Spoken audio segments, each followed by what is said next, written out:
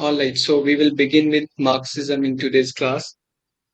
Uh, as you know that they have finally announced and opened the window for the form fill up and all. So you need to be more serious for the next, let's say, 30 days or so, whatever you have in your hand.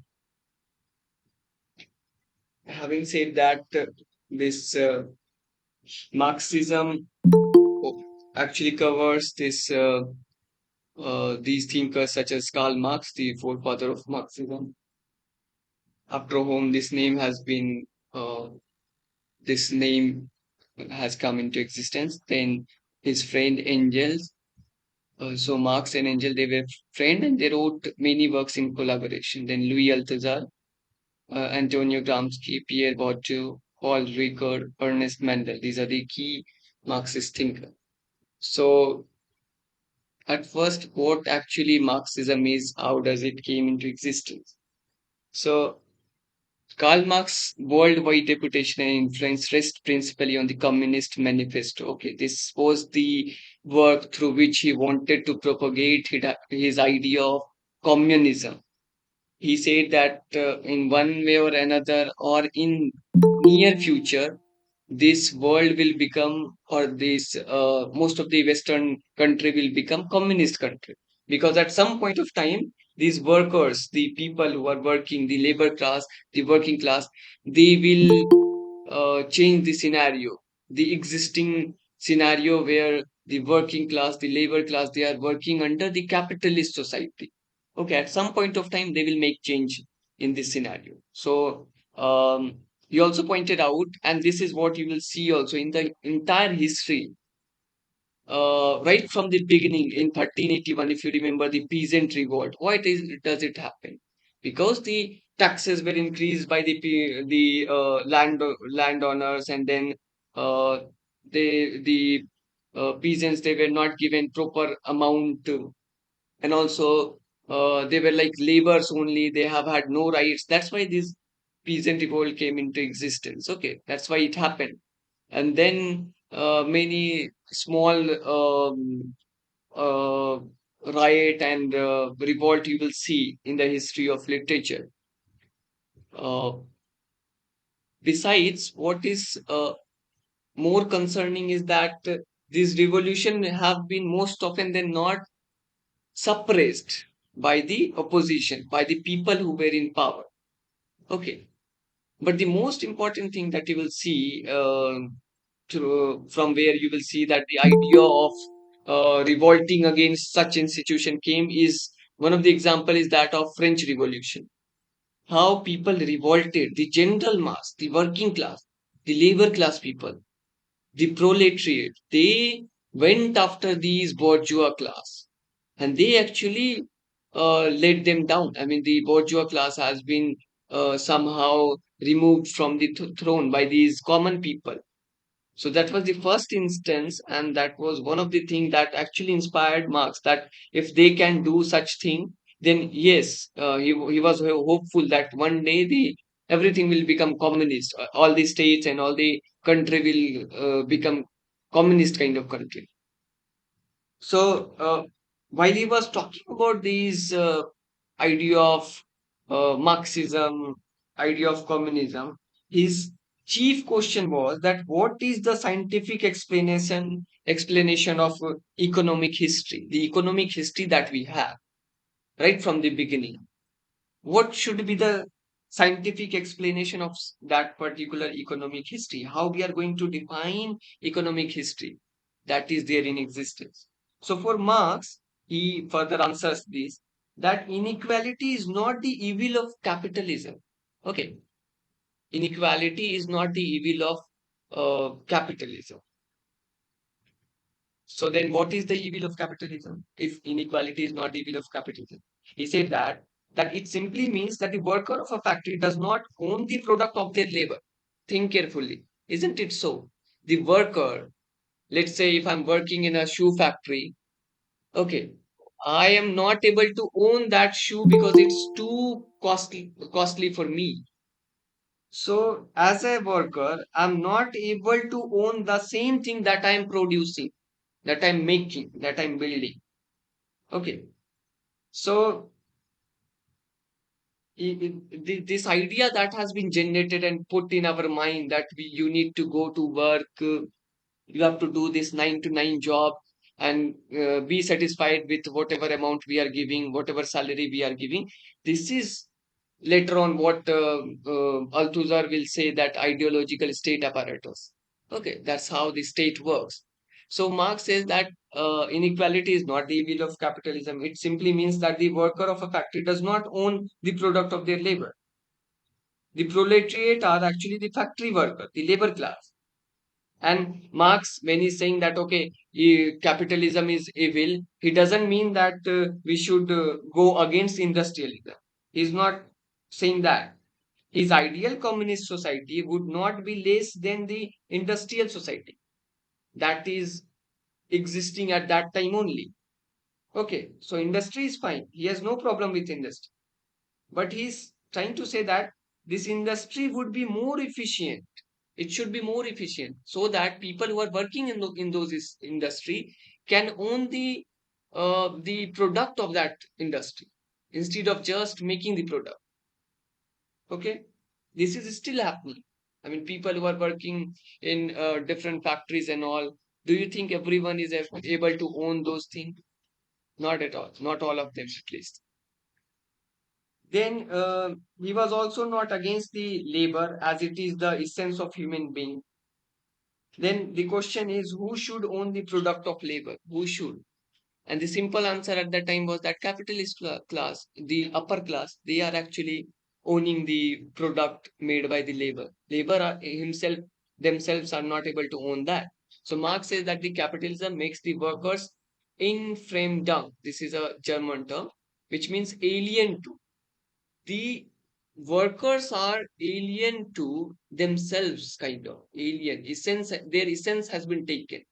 They are used as a kind of AI, artificial intelligence. They are working just like a machine. Okay, their essence has been taken away by this capitalist society, this capitalist class. They made them think that they are just a kind of mechanical thing. They are no more human being and they are working aimlessly. So Marx says that capitalism makes the workers infremdum, alien to, not friendly to themselves. They are not friendly to themselves only. See, that's the irony. They are making product, they are working in a factory, and they are alien to themselves. Consequently, proletariats are selling their essence to capitalists. The the proletariat class, those who are below this capitalist class, they are actually using these workers, okay, these poor workers. Capitalism is irrational because it substitutes exchange values versus use value. This is what Karl Marx says, that capitalism is irrational because it substitutes exchange value versus use value. Why exchange value increasing and use value remains the same? Have you ever pondered over this? The exchange value is increasing. Let's say the production of a production cost of particular thing is increasing each year, but you will hardly see increment in the salary. It will not increase that much. Okay, so this is the idea of capitalism. Actually, they will increase the exchange value, but they will not increase the this use value. Okay, so he wrote this Communist Manifesto in 1848, probably the most eloquent and undoubtedly the most influential political pamphlet ever published. And on his writings on what the 19th century called political economy, the investigation of the structure and nature of contemporary society, and of the role of economy and productive process within it. In particular, he is remembered as the author of unfinished but still monumental analysis of a 19th century capitalism, Das Kapital, very famous work written by him, and its satellite texts such as the Critique of Political Economy 1859 and the posthumously published Theories of Surplus Value. These writings, elaborated and supplemented by his friend Friedrich Engels, I mentioned him earlier, and others, form the basis of what we might call official Marxism, the intellectual rationale of the numerous communist and socialist parties and movements that sprang up in the rough century or so between Marx's death in 1883 and the meltdown of the Soviet Union, because the whole idea of communism and um, Marxism collapsed with the fall of Berlin Wall in 1980. Okay, so during 1930s, a decade of economic collapse, Marxism became a significant political force. Now, if you remember, I told you during my lecture on structuralism that because people were disillusioned by lots of ideologies such as communism, Marxism, fascism, that's why they moved towards a scientific way of thinking about their life, and this structuralism came into being. In the same way, just before that, when people were uh, in search of something, especially because of this World War First and the economic crisis which happened in America around 1929, the Great Depression. Because of that, people were looking to justify those things, those events that were happening at that time. So Marxist became a significant political force. Okay, that why always this labor class will suffer. The people who are in power never suffer.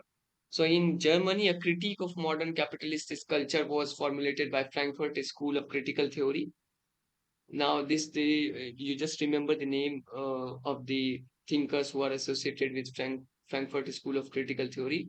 They might ask you this: Theodor Adorno, Max Horkheimer, Herbert Marcuse, Walter Benjamin.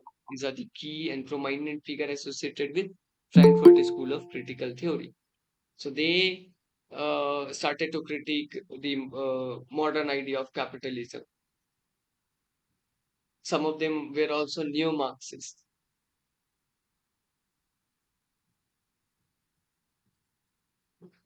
Now, what about this Communist Manifesto published in 1848?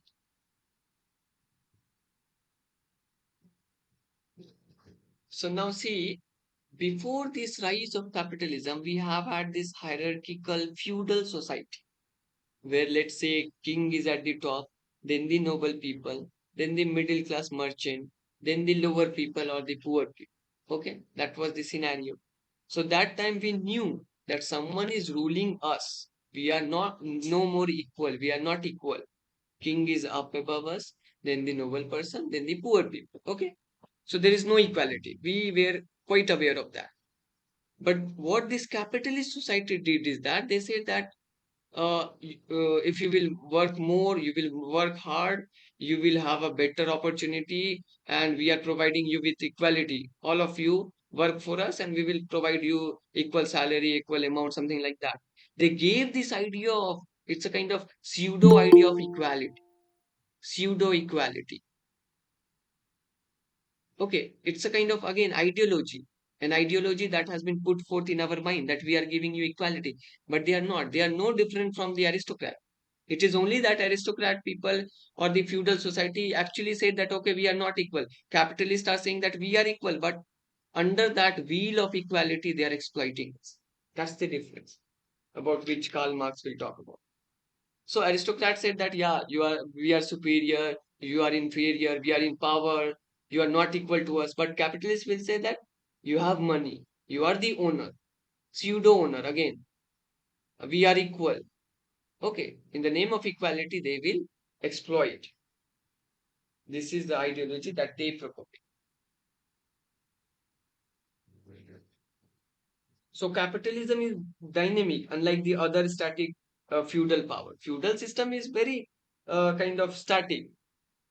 If a king is ruling a country, the scenario will continue until the democracy will come. But in capitalism, what happens is it's dynamic. It changes with time. Okay. And then he said that because capitalism is dynamic, a point will come. This is what Karl Marx said. He said that a point will come when it will become self destructive. Why? Because people will be somehow, for instance, at some point of time people got this disillusion with this great depression as well as world war, and that's why they moved towards communism and Marxism.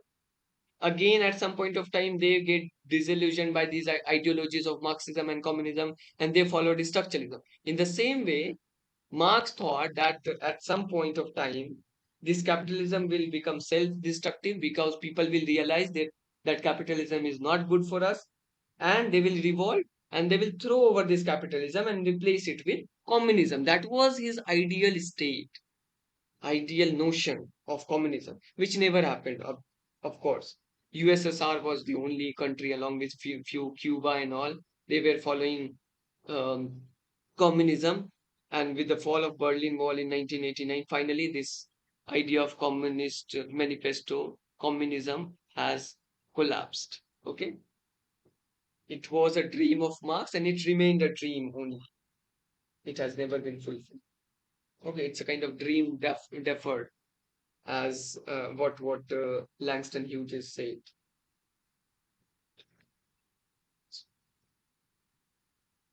Now we come back to this PDF.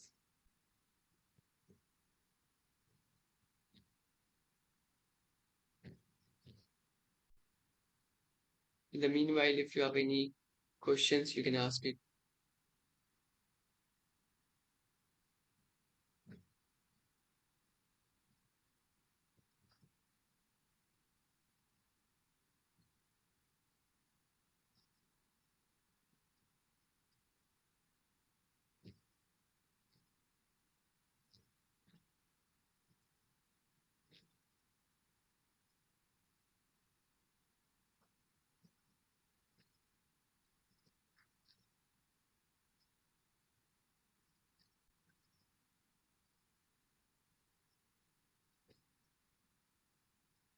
I hope my screen is visible.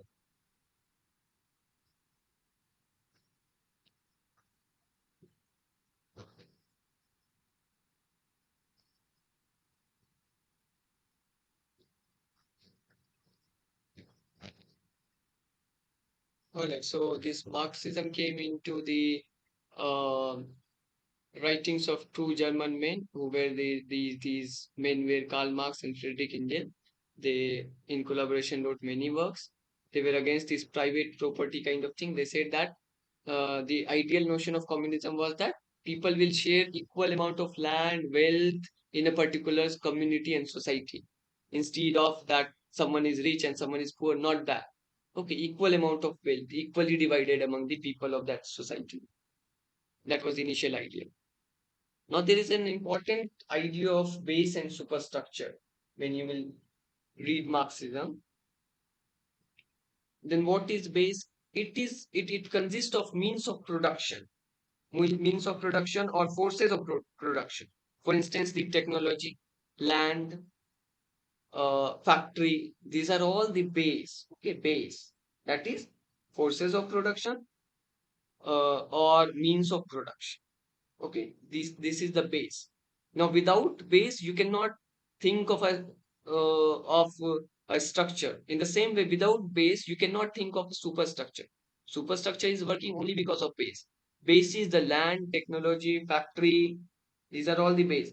Then what is superstructure? Superstructure is the ideology, consciousness, religion, education, through which they put in our mind that you need this, creating that idea that you need a particular thing, or creating in our mind that something is lacking in our life, and they through a particular advertisement they try to portray that this lack can be fulfilled if you will use this particular product.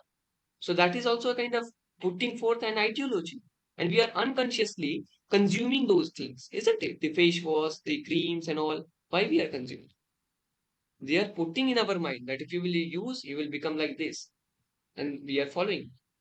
So these are all parts of ideology, the superstructure, the consciousness, religion, education, family. We'll talk about it when I will discuss Louis Althusser. So superstructure includes the culture, ideology. All people are having certain values and beliefs which forms superstructure. Like in society, there are social structures such as education, religion. Similarly, in politics, we have government, media. This all works. Okay, this has, that's why we say that you are no more individual. You do not have free will. You are actually working um, by the will of someone else. Although we feel that we have free will, we are free in our society, we have freedom, we do not have actually, if you will think carefully. Everything is linked with everything else. We do not have the free will in a true sense. So superstructure, according to Karl Marx, emerges out of the base and based on the interest of the ruling class. Ruling class put forth this ideology about which Louis Althusser and Antonio Gramsci will also talk.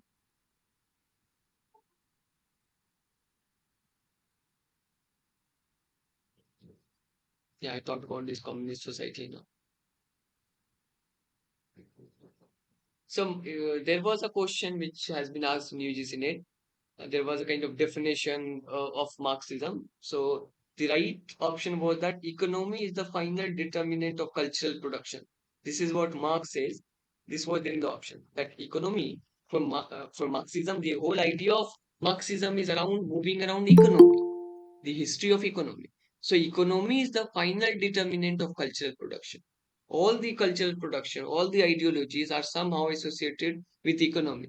If there is no, I mean, if you will remove the money thing from this particular world, then there will be no ideology, nothing will be there.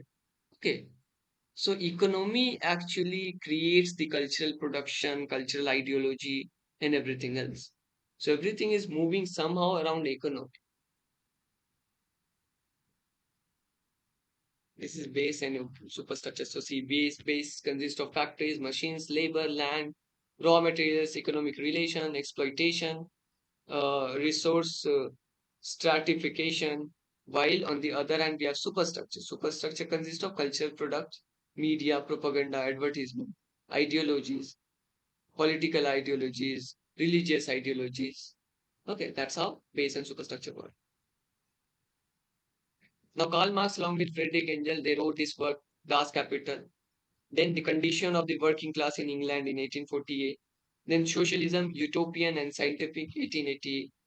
Then the German ideology collaborated with Marx. Okay, Engel collaborated with Marx and wrote German ideology, 1932. Now this is a German title, Anti-Düring, and then yeah, Karl Marx was a German philosopher, economist.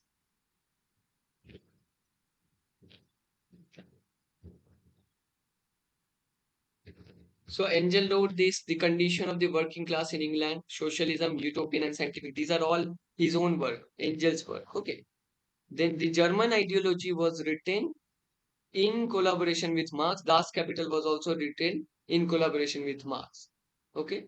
In Communist Manifesto also he actually helped Marx.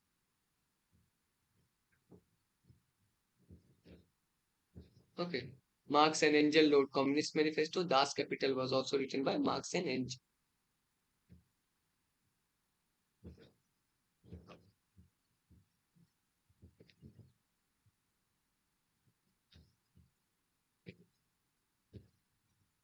Class consciousness was one of the terms given by Marx, which has been later used by many thinkers.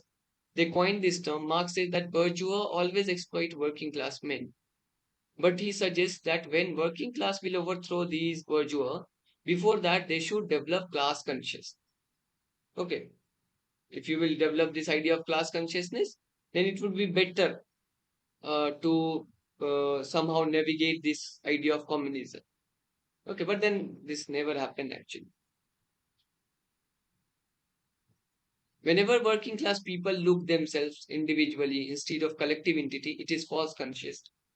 When you are looking at yourself individually, according to Marx, when you are looking that, okay, I'm going on a work, I'm going for a job and I'm earning 35,000, that's fine. I'm happy with that. My family is happy with that. This individual thinking is actually false consciousness, according to Marx. When you will think collectively, only then the rise of communism is possible. Then the alienation about whom I told you earlier, that infant drum, the term that he used for this idea of alienation. Okay, infantdom, alien to. We are somehow the labor class are alienated towards themselves.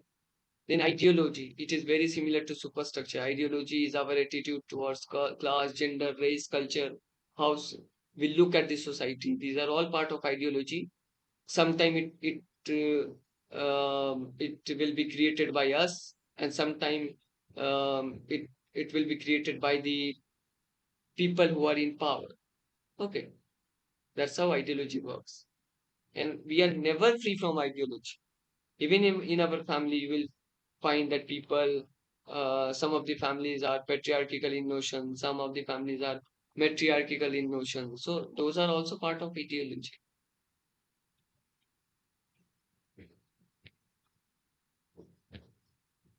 Then next we have loyalty. Now, Althusser gave this idea of ideological state apparatus and repressive state apparatus, ISA and RS. You must have heard these terms somewhere. So he was a French Marxist philosopher, kind of neo-Marxist in a sense, uh, one of the most influential Marxist philosopher of the 20th century. And later he became kind of insane, mad, and he killed his wife also. I was telling you this thing the last year also. He strangled his wife, and then he said that he went mad and he went to the asylum. He has never been punished um, because he declared himself as mad person. So he wrote this very famous essay, Ideology and Ideological State Apparatus, in a book which is known as, the title of the book is Lenin and Other Philosophical Essays. Lenin and Other Philosophical Essays, 1970. He wrote this book, Lenin and Other Philosophical Essays, 1970, in which he wrote an essay on ideology and ideological state apparatus. So, what is this ISA? Ideological state apparatus is a term developed by Althusser to denote institutions such as education, churches, family, media, law, which were formerly outside state control, but which serve to transmit the value of a state. Okay, we think that, okay, this religion has nothing to do with the state. It's my personal choice. But then somehow this religion, education, everything has been managed by the people in power, by the state. It's not that you and we are free to go somewhere. Okay, because there is this idea again that absolute power corrupts absolutely. You cannot exercise the absolute power. Besides, um, yes, see, the absolute freedom will create chaos and anarchy. One example is that of French Revolution. What happened just after French Revolution was uh, a state of anarchy, isn't it? So French people got their independence from the feudal society, but what happened next was the reign of terror.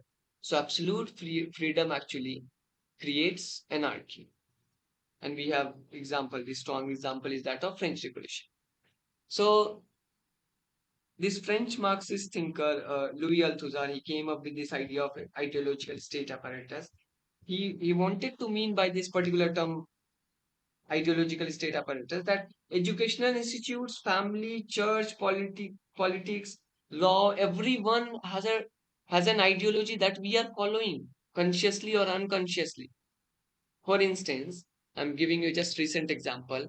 Let's say the government, they are actually removing some of the chapters from the books. Okay, so we as an old generation, we know that these things were there, okay, which has been removed. But what about the future generation? They will never come to know about that which has been removed already. They will think that from the, from the very beginning, from the time we have had this education policy and everything of our own after independence, people are reading the same thing. Okay, they won't be aware of this until and unless we will tell them. So they will never read the history of Mughal. They will never come to know about what happened in the past. So that is the thing. That's how state are putting an ideology inside you. What you read is actually what you are practicing.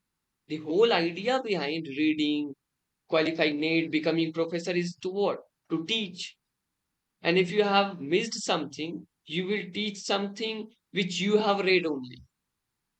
So let's say if I have missed this Mughal history and I become a professor, I won't be able to teach Mughal history to my next generation also. So it's part and parcel of ideology. Same thing goes with the religion. How religion, the church, these temples, they preach us not to do this, not to do that, follow this, follow that, and we blindly follow those things. Okay, we are following a kind of ideology which has been put forth in our mind, and we are following it sometimes consciously, most time consciously. We know that okay, this could be like if something is false or something is wrong, even then we believe in it and we go blindly following that. Now, this is what ideological state apparatus is. This is how state apparatus works.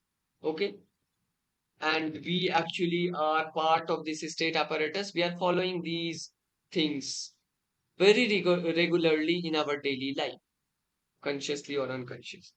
Then what is repressive state apparatus? Repressive state apparatus is the use of police, army, and other military organization. Okay, when we are not accepting something, then government or the people in power, they will use police, army, and other military organization.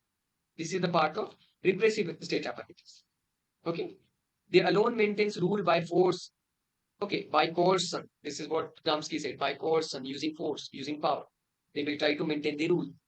Okay, this used to happen initially, especially during the feudal society. But now that we are a democratic society, we are more inclined towards this use of ideological state apparatus. Because if they will use force, then we will say that we are living in democracy. Why you are using force upon us? We are free. That's why they still are using the ideology created by them, but in a way that you don't think that they are using force. We will understand that okay, they are not using force, but through institutions such as educational institute, universities, colleges, schools, religious temples and churches, they still are propagating their ideas actually. And we are taking it, we are following it. Okay, so repressive state apparatus is directly showing that okay, we are using force, and ideological state apparatus is indirectly using everything against us or to promote their ideologies, the people who are in power, but we are accepting it, feeling that we are democratic, we are free, but we are not actually. This is what Althusser said. Now, there is this idea of interpellation that he used while he was talking about ideological state apparatus. That by interpellation, he means that interpellation by ideological state apparatus operates in the service of instilling meaning system within individuals. How you are going to believe that they are giving you right thing, they are propagating right ideas. So we are kind of interpellent, we are kind of subject to them.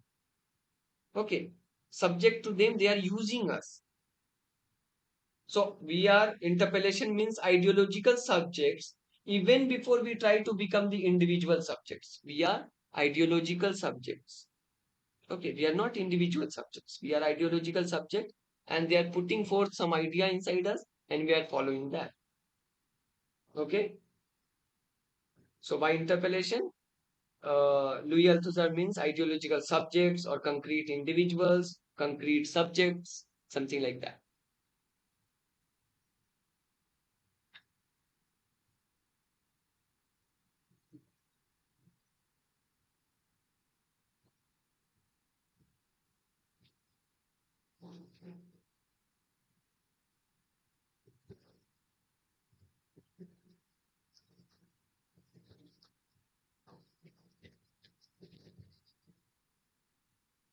So, what is state apparatus? Althusser argues that assimilation of ideas happen through two ways, by repressive and by ideology. So, repressive is by using force or coercion, and ideology is by using institutions. Okay.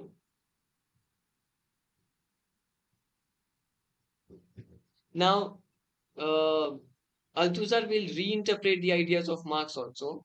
So in his work, Althusser interprets the work of Karl Marx, proposing an epistemology break between the young Hegelian Marx and the old Marx. Marx was follower of Hegel. Okay, the ideas of Hegel and his Hegel's idea of dialectic materialism and all. He was the follower of that. Now Althusser will come up with new idea that Hegelian idea is no more applicable in the current society. We are living in a kind of different world. We need to reinterpret things, and he will reinterpret some of the ideas of Marx. But he is also the believer in Marxism. He believes in the idea of Marxism. It is only that Althusser is a kind of neo-Marxist. Then we have Antonio Gramsci. Uh, he actually gave this term a very famous term. Do you remember?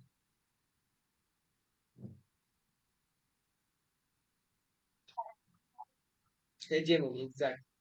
Hegemony. Very good.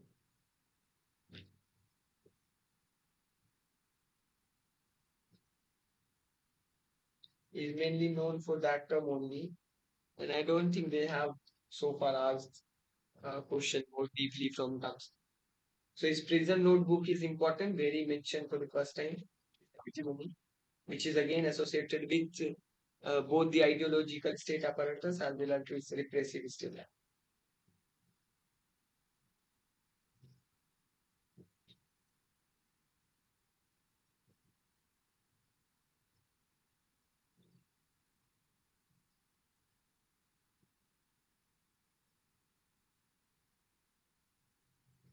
So hegemony, according to Gramsci, is that ideological and moral Testimony. leadership of society to explain how ruling class maintain their dominance and influence over society. For instance, Althusser said that how ruling class maintain their dominance by using either repressive state apparatus or ideological state apparatus. In the same way, Gramsci, Italian Marxist philosopher and communist politician, he wrote on political theory, sociology, and linguistics. He attempted to break from the economic determination of traditional Marxist thought, as so he is considered as key neo-Marxist. Okay, neo-Marxist. He was a founding member of Communist Party of Italy and was imprisoned by Mussolini because he was a fascist. Mussolini was fascist, and this person. Uh, Gramsci was propagating the idea of communism and Marxism, which obviously fascists will not believe in, and they won't consider it as legitimate. So that's why he has been imprisoned. So during his imprisonment, he wrote this book, The Prison Notebooks. Okay, almost uh, which are contribution to 20th century political theory. It covers a wide range of topics, including Italian history, nationalism, the French Revolution, fascism, folklore, religion, high and popular culture.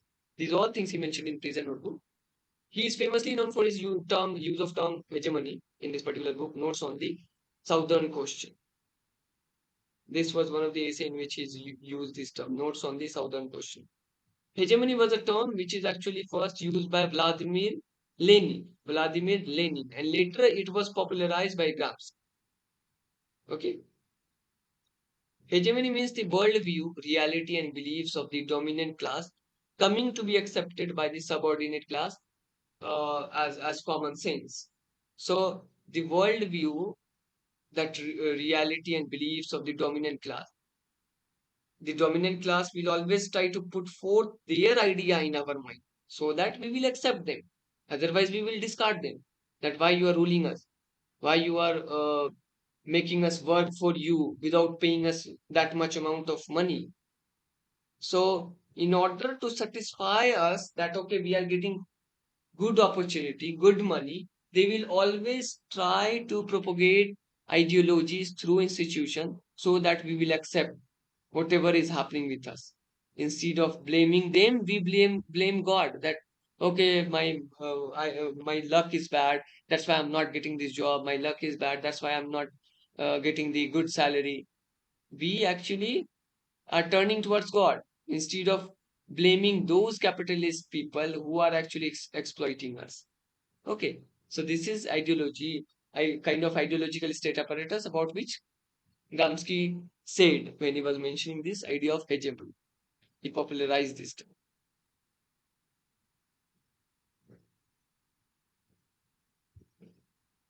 So hegemony is an exercise only to consent, isn't it? Think carefully. The people in power, they want our consent. That okay, whatever we are doing is right. You say yes, and we do say yes. At least people who are in power, we have chosen them. So obviously we said yes. That's why they are in power. So they will put forth an ideology, and that ideology will be installed in your mind in such a way that you will give your consent. Even if they will do bad things to you, you will say yes, okay, this is fine. For instance, when this there was this inflation, and this inflation was going on, and also this changing of currency and all, stopping of the old currency took place in India. We gave our consent actually. Lots of people suffered. Even then, you will find few people said that okay, it's fine. If they are increasing the price, then they are also increasing the salary. Lots of people give this logic also. So that's how they want our consent.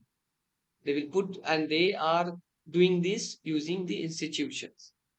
They have changed our mind in such a way that we do not say no. We always say yes. This happened with all of the countries. Okay, it's not only in the case of India. Everyone has their own ideologies that they are trying to install in the mind of people.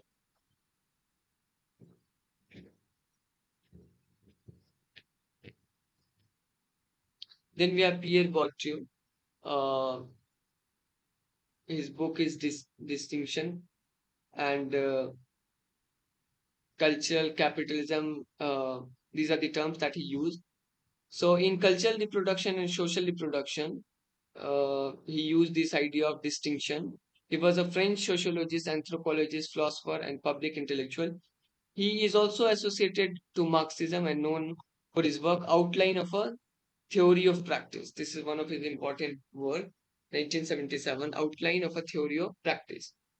Then the forms of capital. The forms of capital, his next work, where he used this term cultural capital. This question has been asked in UGC NET, cultural capitalism, and also distinction.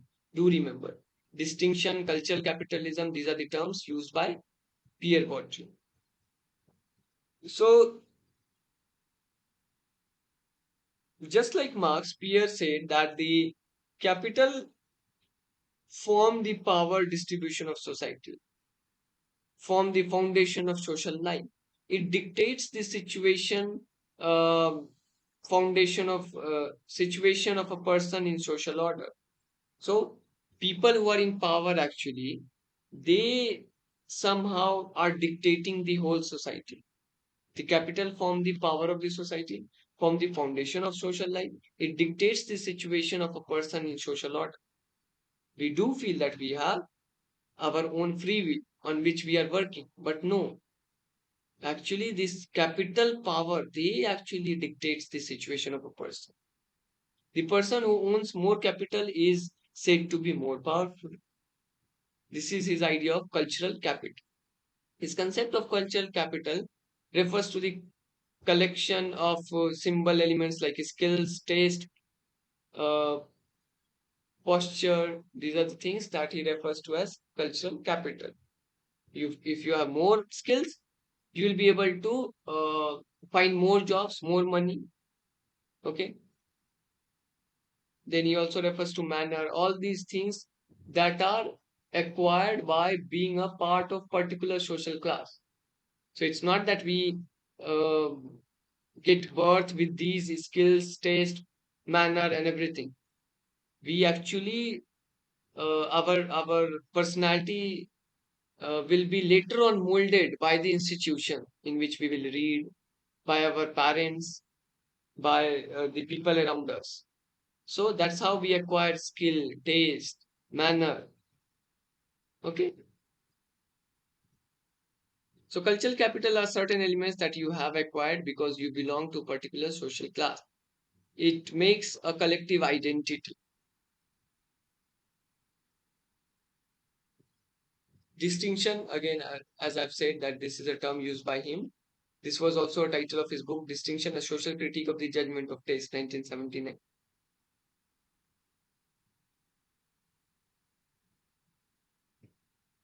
According to Pierre Bourdieu, cultural capital comes in three forms: embodied, objectified, and institutionalized. So, embodied is the accent and dialect that we use. Objectified is the collection of things that you have. For instance, I have BMW, I have, let's say, two, three cars, two, three motorbikes, TV, fridge. So, objectified, objectification of the things, the collection of things that you have. Embodied is the accent and dialect that you use. And institutionalized is the degree that you have, the title that you have, how much you have uh, educated yourself. These are all part of institution. Okay, so cultural capital comes from these three forms: embodied, objectified, and institutionalized. Then there is another term, habitus, used by Pierre Bourdieu. Do you remember? Perhaps this has been also asked in UGC. He said that this habitus is more specific form of cultural capital in the sense that it refers to the physical embodiment of cultural capital. It means that deeply ingrained habits, skills that we possess due to our life experiences. Okay, this is called habitus. Now, works as on cultural production are the field of cultural production, the rules of art, 1996, distinction, as I've already mentioned. This is the important work which has been asked so far in UGC. But do remember the other three works also: the field of cultural production, the rules of art, outline of a theory of practice.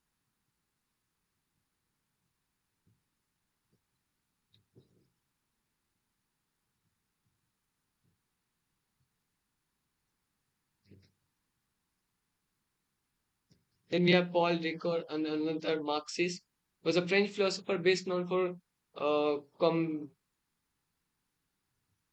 combining phenomenological description with hermeneutics. Phenomenology is another branch of philosophy, and hermeneutics is another branch. So he combined these two philosophical branches in order to create something new. So his thought, we are more concerned about his Marxist view rather than phenomenology and hermeneutics. His thought is within the same tradition as other major hermeneutics phenomenologists, such as Edmund Husserl. He is considered to be the father figure of phenomenology. So, and also Hans Georg Gadamer. These were the people associated with phenomenology. So, what is phenomenology then? It is the study of structures of experience and consciousness. And this school was founded by, this philosophy was founded by Edmund Husserl. So, study of the structure of experience and consciousness, how you feel, how your consciousness make your identity. Okay, these are very abstract ideas. It's not concrete.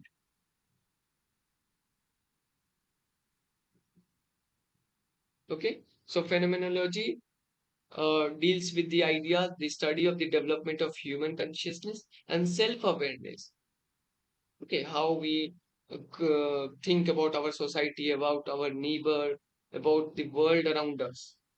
Okay, the study of consciousness, very abstract idea. It has nothing to do with concrete things. On the other hand, hermeneutics is the branch of knowledge that deals with interpretation, especially of the Bible or literary text, any literary text for that matter.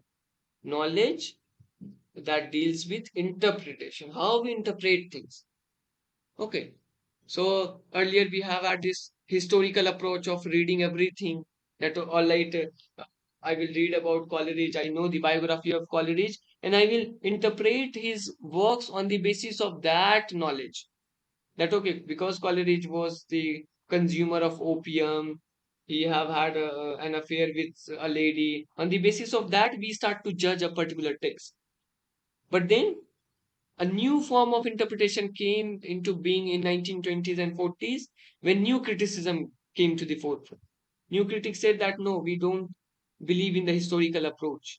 We believe in the close textual difference so that we can interpret things in a different way. So, Paul Ricoeur used this term hermeneutics of suspicion. This is very important. This question has been asked in UGC NET, theory of suspicion. It was a phrase coined by Paul Ricoeur to talk about the writings of Karl Marx, Sigmund Freud, and Nietzsche. Okay. He coined this term in order to refer to the writings of Karl Marx, Sigmund Freud, and Nietzsche. These writers looked into social phenomena and tried to find out hidden meanings. Karl Marx going to see in a text how society is affecting due to class differences.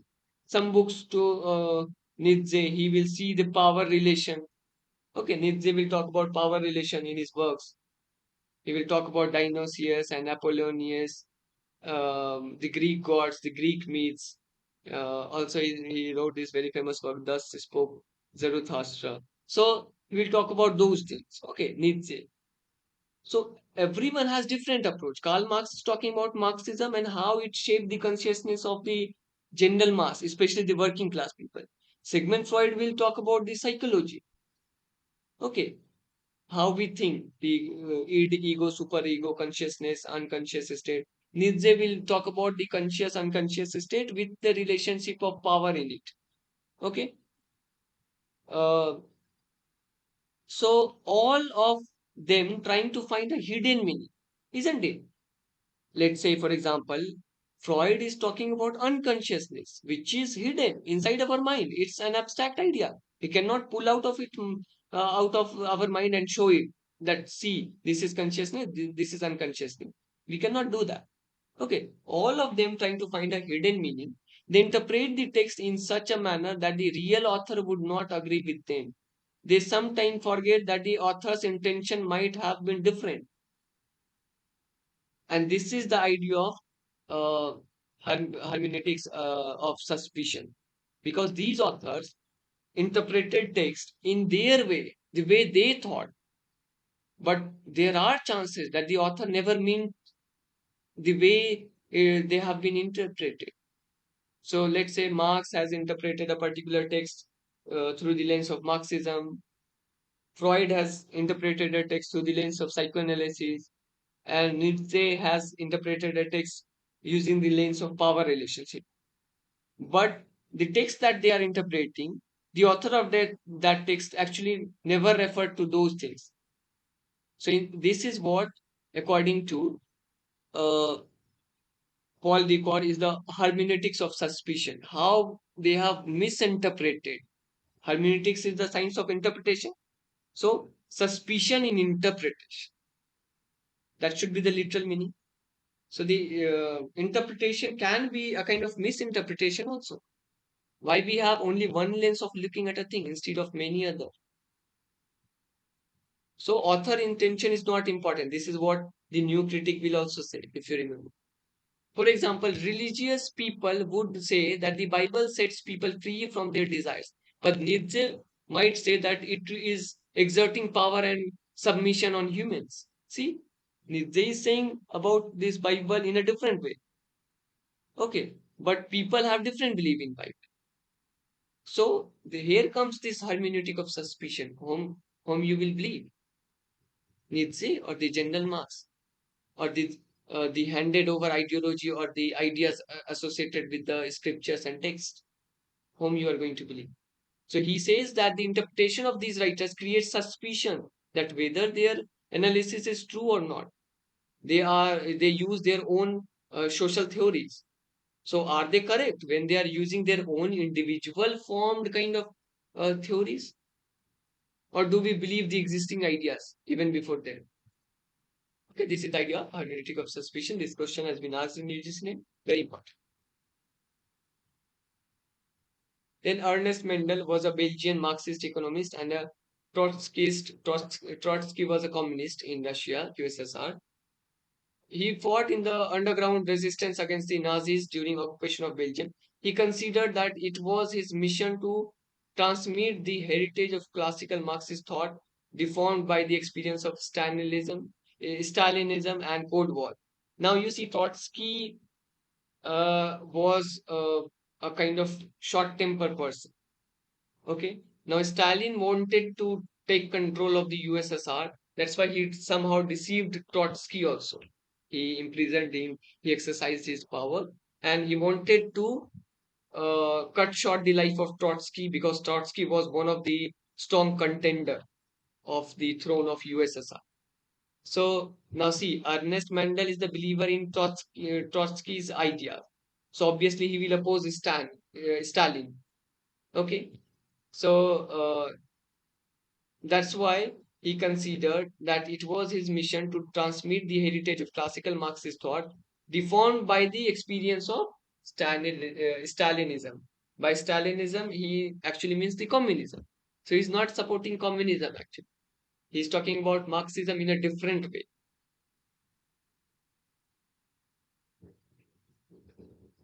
Friedrich Jameson, I was talking about him, that he gave this idea of late capitalism, where everything will be commodified by this advertisement and artificial intelligence use.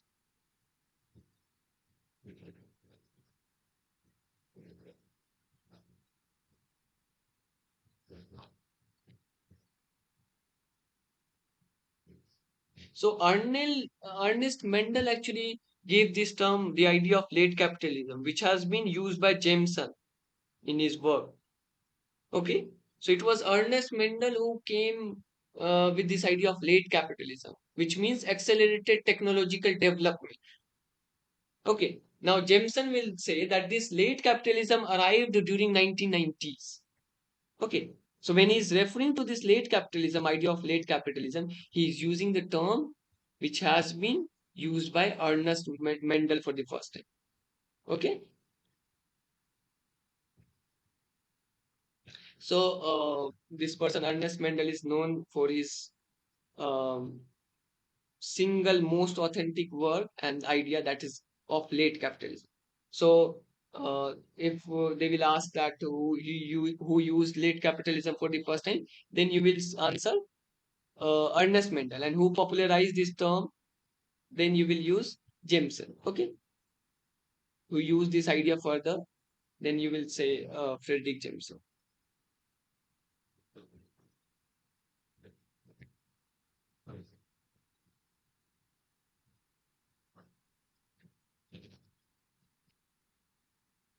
All right, so this is all that we have in Marxism. Okay, so we have covered Marxism and the important authors associated with it. We read Marx and Engels,